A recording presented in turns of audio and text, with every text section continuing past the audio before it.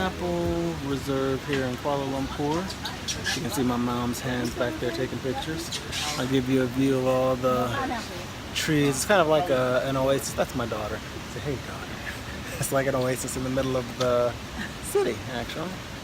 I think I smell some pineapples, but I don't see them. I could go for some pineapple juice right now. Lush green in the city. Kuala Lumpur, Malaysia.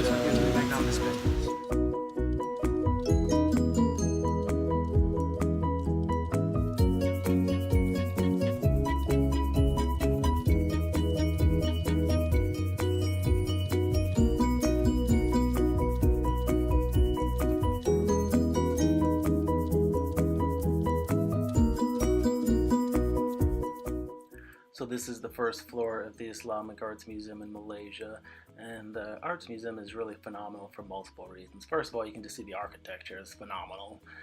It's got this really bright, airy, wide open floor plan, so it's just, you know, it's a really nice place to kind of just spend some time.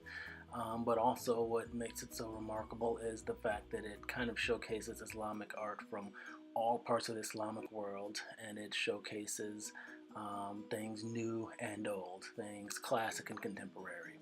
So it's a definite must stop. Yes, my daughter, she's always got to be in the shot. It's a definite must stop if you come to Kuala Lumpur. And besides being a nice open area space, it has some great views of Kuala Lumpur, including the National Mosque there. So a definite must see in KL.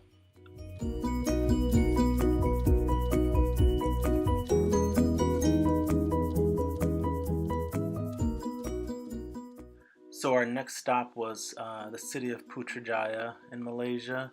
This is actually the Federal Administrative Center for Malaysia, so all of the government buildings are here.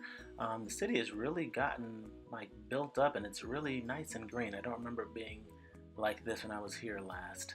But yeah, this is Putrajaya, the government seat for Malaysia. Let's go.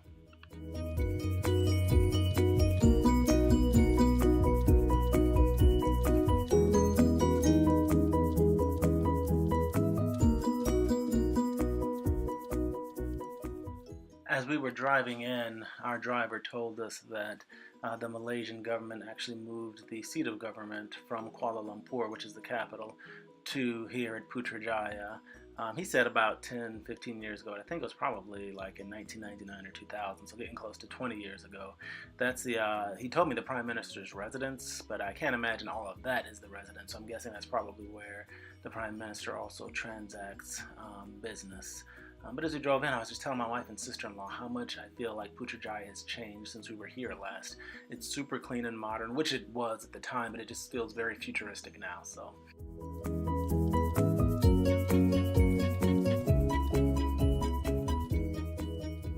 And my daughter's filming me film, whatever. Film away.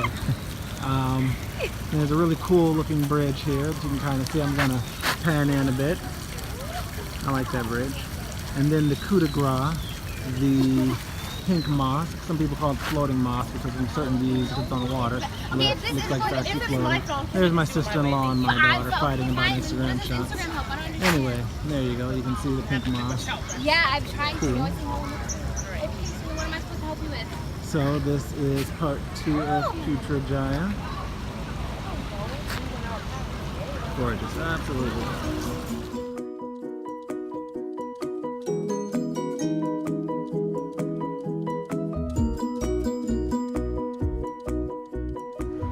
Alright, still in Putrajaya, and from this angle you can get a much better view of the pink mosque, also known as the floating mosque. They call it the floating mosque because from certain vantage points it looks like it is floating.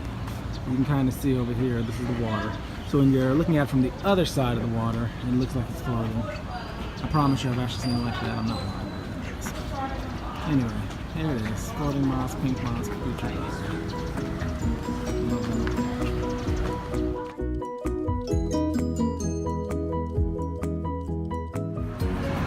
I'm actually in the pink mosque now, or the floating mosque, and this is what you call a blinged out mosque. They actually have massage chairs in front of the library.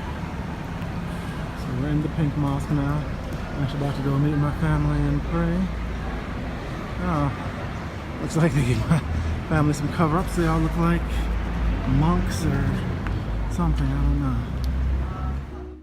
So this is the courtyard of the Putrajaya Mosque, and as you can see, people who come and are not dressed appropriately are given cover-ups, which I guess is totally fair. You have to respect everybody's religious and cultural traditions.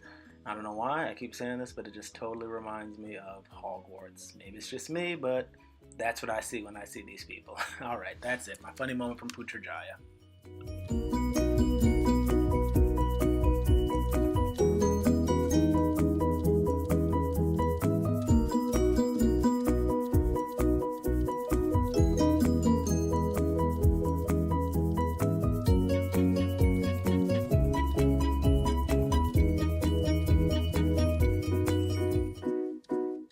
Okay, we're going to go inside of the Putrajaya Mosque now, and as you can see, the pink theme definitely extends from the outside of the mosque to the inside of the mosque.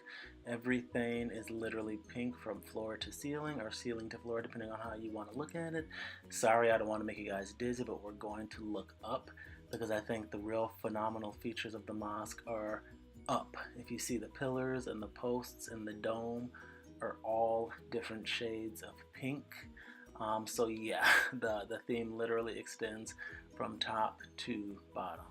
But this has got to be one of the most beautiful mosques I have ever seen in my life. If you didn't notice it, even the floor, the carpets are pink, so literally pink from top to bottom. So this is the inside, the prayer hall of the Putrajaya Mosque.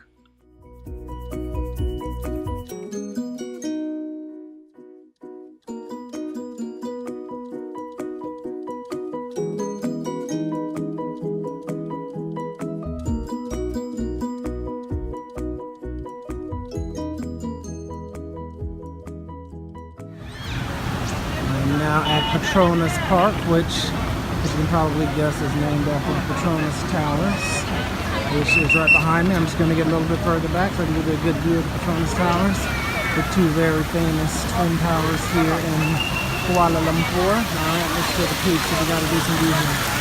Pretty good view. And look all the way up to the Petronas Towers. There we are.